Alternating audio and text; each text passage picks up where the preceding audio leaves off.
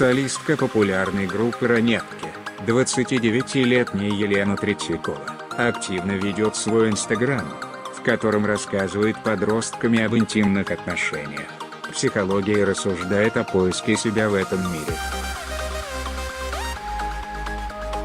Звезда старается быть максимально откровенной со своей аудиторией, более 200 тысяч человек, поднимая темы, которые волнуют современную молодежь.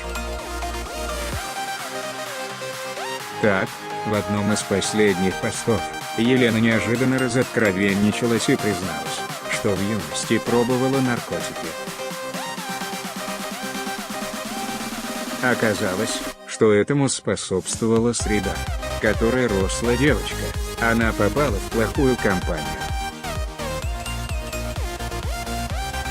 Причем, в школе девушка была паинькой, но вот после школы уходила в загул. Меня не тянуло гулять в парках, ходить в киношки или обсуждать с подружками очередного парня. Меня тянуло в неблагополучные компании. Сигареты, дешевый алкоголь, разговоры ни о чем. Я стреляла деньги у прохожих на паленую водку и заливалась с друзьями, вспоминает Лена Ранетка. По ее словам, у нее были хорошие отношения с родителями, но ей не хотелось, чтобы они знали о ее компании и пристрастиях, поэтому домой она приходила трезвая. Девушка вспоминает, как однажды к ним пришел парень, у которого была трава, и ей предложили попробовать. Не знаю, что двигало мной в тот день, когда на вопрос «Будешь?», я ответила «Да», добавляет Третьякова. Участница группы думала, что ей станет легко и приятно, но она почувствовала головокружение, а ее речь сопровождалась длительным и ужасающим эхо. По ее словам, у нее онемело тело, и онемел взгляд. Мозг одолевали странные мысли, и шаг из окна оказался свободой, говорит девушка.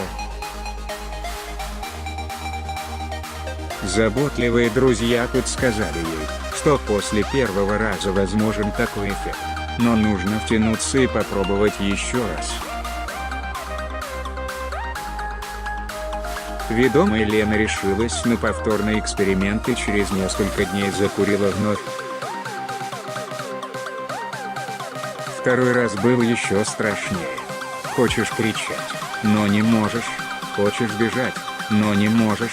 Хочешь дышать, но не можешь.